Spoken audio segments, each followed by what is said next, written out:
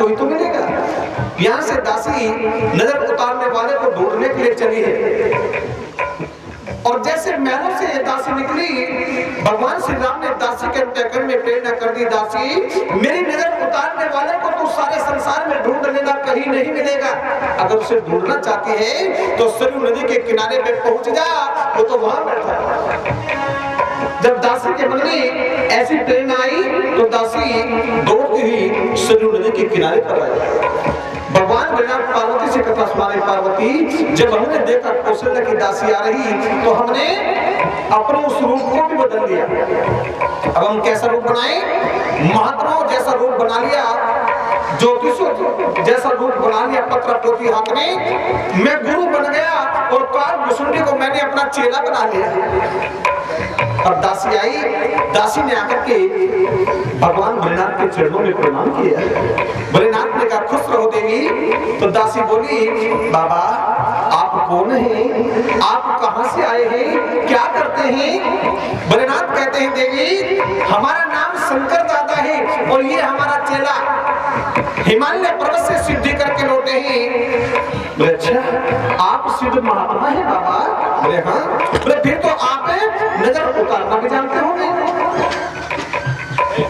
भोलेनाथ कहते हैं देवी नजर तो ऐसी उतार दें जिसको नजर उतारे उसे जीवन में दोबारा से नजर ना लगे। तुम्हारे घर में किसी को नजर लगी है क्या? दासी ने कहा हाँ बाबा हमारे राम जी को नजर लग गई। भगवान भोलेनाथ राम जी को धन्यवाद देते हैं, वारे ठाकुर अपने भक्त को दर्शन देने की खातिर नजर का पौधा लगवा बैठे। चलो मैं आ रहा हूँ आपकी नजर उतारने। और यहाँ से दासी को आगे आगे कर लिया और भगवान भोलेनाथ और काल भुसुंडी दासी के पीछे पीछे राम दर्शन पाने के लिए जा रहे हैं। श्री राम जय राम जय जय राम, श्री राम जय राम जय जय राम, श्री राम जय राम जय जय राम, श्री राम जय राम जय जय राम, राम श्री राम जय जय राम। बोलो बोलो राम श्री राम जय जय राम, बोलो बोलो राम श्री राम जय जय राम।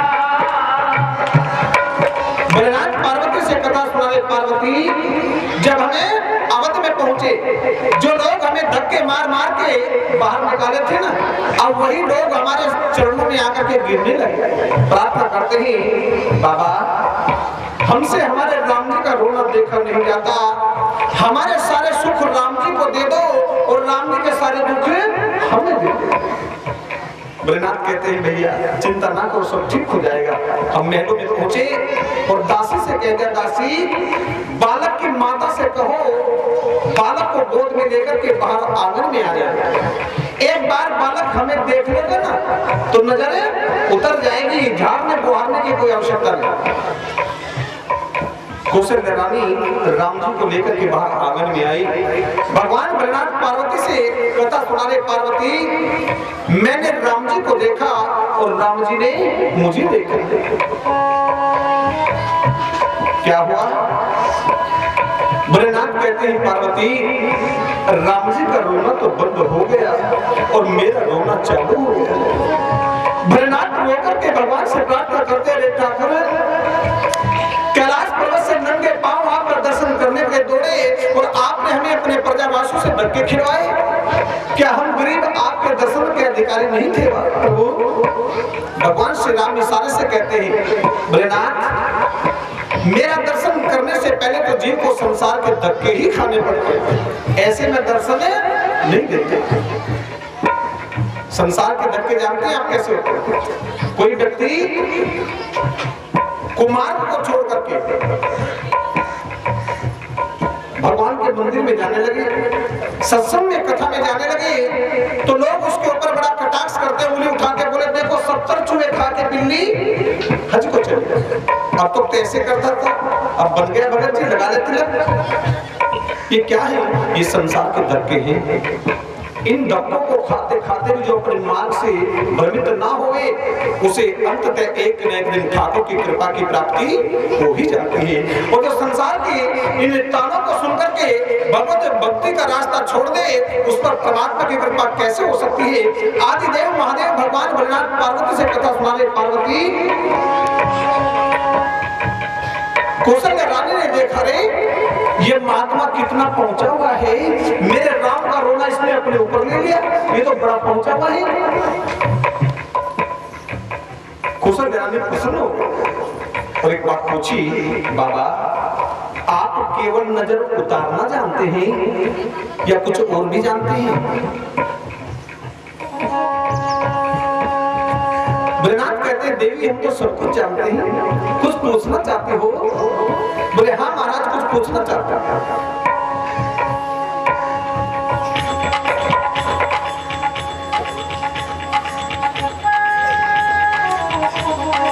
श्री राम जय राम जय जय राम, श्री राम जय जय राम, श्री राम जय राम जय जय राम, श्री राम जय जय राम, श्री राम जय राम जय जय राम, श्री राम जय जय राम। तो आज भगवान भोलेनाथ कहते हैं, देवी हम तो सब कुछ जानते हैं, क्या पूछना चाहते हो? महाराज आप बच्चों का भविष्य देख सकते हैं क्या? मेरे राम का भविष्य आप बताएंगे क्या? मेरे राम की हस्तरेखा, मस्तिष्क की रेखा क्या कहते हैं बाबा, ये जानना चाहता हूं।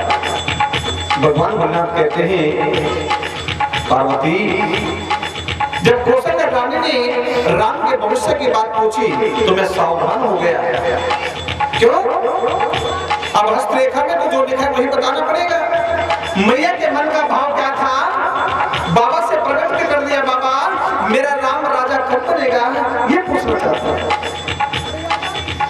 भोलेनाथ कहते हैं, पार्वती मैंने सोचा राम को राजा बनने से पहले तो वनों में जाना है, वनवास होगा, लेकिन असली बात मैंने मैया को नहीं बताई। असली बात तो मैंने छिपा करके अपने पेट में रख ली और मैया को घुमा करके क्या बताया, रानी जी तुम्हारा राम राजा तो बनेगा, पर पहले तो राम को वनों में जाना पड़ेगा। कौशल्या ने पूछा, वनों में? मेरे राम वनों में क्या लेने के लिए जाएंगे बाबा?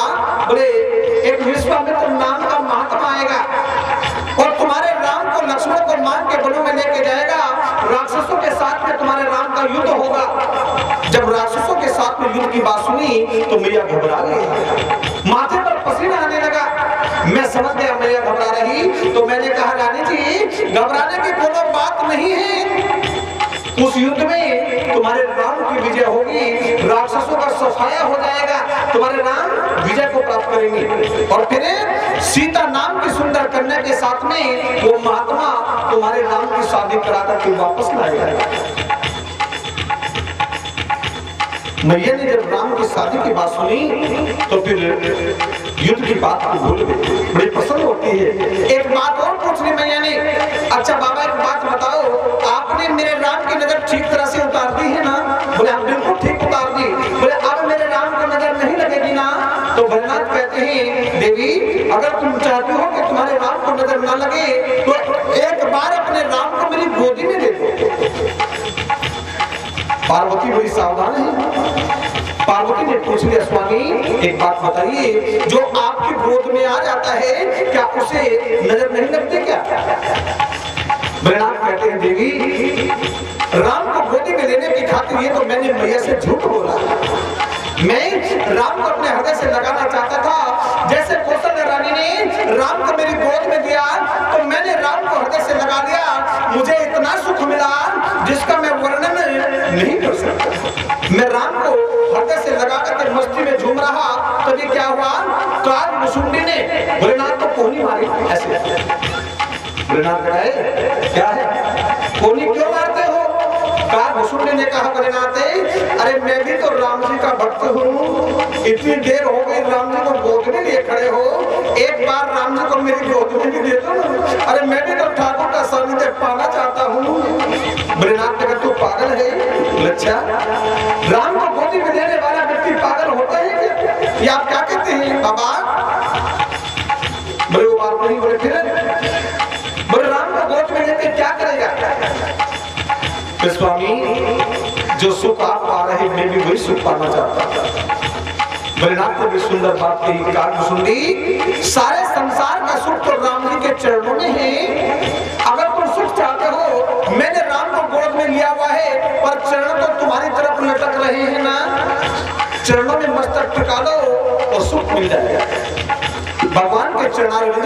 काकभूषुंडी ने अपना मस्तक टिका दिया, प्रभु को प्रणाम किया और चरणों की रेखा को ध्यान से पढ़ने लगे। और ध्यान से रेखा को पढ़ने के बाद में काकभूषुंडी ने कौशल्या रानी से कह दिया, रानी जी मेरे गुरुदेव से बहुत बातें पूछी, अरे मैं भी तो इनका चेला हूँ, मुझसे भी तो पूछो। कौशल्या रानी ने कहा, बाबा आप भी कुछ जानते हैं क्या? बोले मेरे गुरुदेव तो केवल हस्तरेखा देखना जानते हैं, मस्तिष्क की रेखा देखना जानते हैं, और मैं तो चरणों का सेवक हूँ ना, मैं तो चरण की रेखा देख करके बच्चे का भविष्य बता दिया करता हूँ। अच्छा तो बताओ बाबा मेरे राम के चरणों में कैसी रेखा पड़ी है? आदिदेव महादेव आशुतोष भगवान भोलेनाथ पार्वती मैया से कथा सुना रहे। पार्वती जब काकभूषुंडी राम की चरण की रेखा को पढ़ रही और मैया को बताने को तैयार है, तो मैंने काकभूषुंडी से इशारा कर दिया, काकभूषुंडी देख कुछ भी बता देना, पर राम के वनवास की बात मैया से मत बता देना, नहीं तो मैया अपना प्राणांत कर देगी। तो काकभूषुंडी ने भी बात को घुमा करके क्या कहा, रानी जी तुम्हारे राम के चरणों में ऐसी रेखा पड़ी है। बोले बाबा कैसी रेखा पड़ी है? बोले तुम्हारा जो राम है ना, ये भ्रमण बहुत करेगा। भ्रमण यानी घूमे फिरेगा बहुत, ये नहीं कहा कि वनों में भटकता फिरेगा, ये राम भ्रमण बहुत करेगा, घूमे फिरेगा। आज कौशल्या रानी रत्नों का थाल भर के लाई और भगवान भोलेनाथ की झोली में डाल दी। भोलेनाथ कथा सुनाने पार्वती वो भिक्षा लेकर के हमें राम जी के गीत गाते हुए कैलाश पर्वत की तरफ लौटा है। पार्वती ने पूछ लिया, स्वामी एक बात समझ में नहीं आ रही है, क्या? बस सारा संसार आपके दरबार से, आपके खजाने से मांगता है, यहाँ तक देवता भी आपके खजाने से मांगने को आते हैं, और आप वहां से भिक्षा लेके आए। आपके खजाने में कोई कमी लग गई थी क्या तो आप उधर से भीख लेकर के आए?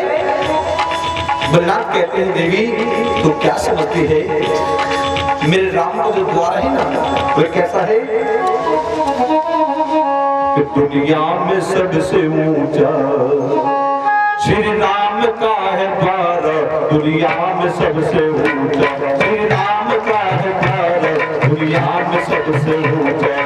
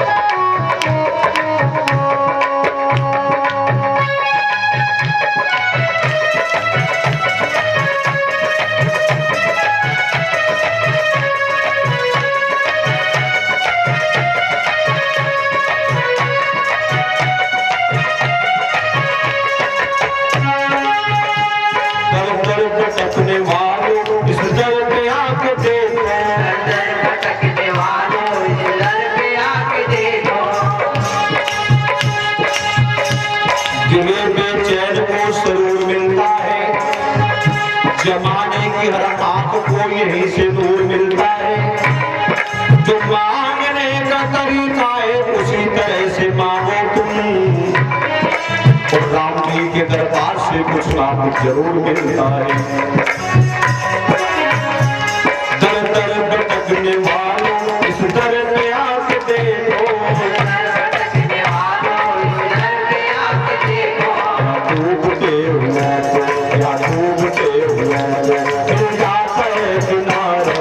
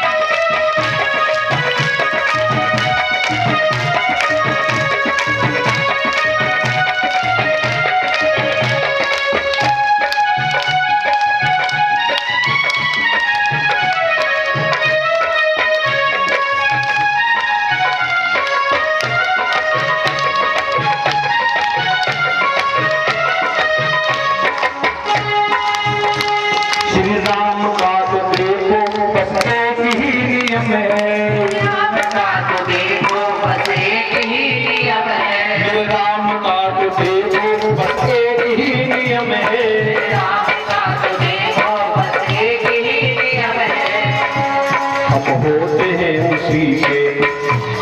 किसके होते हैं राम जी?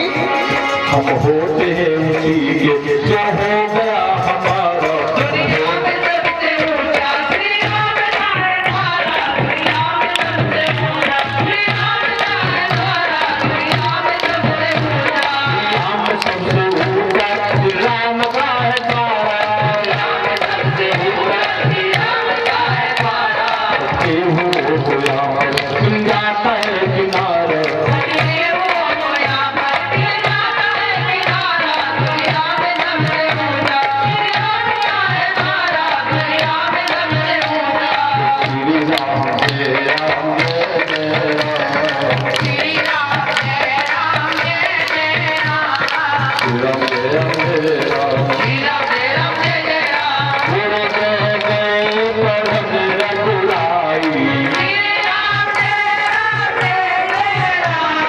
अल्प काल सदरी जा भाई। श्री राम जय राम। प्रभात किसी के साथ जीवन को सजाना है। हम राम किसी किसा से जीवन को सजाना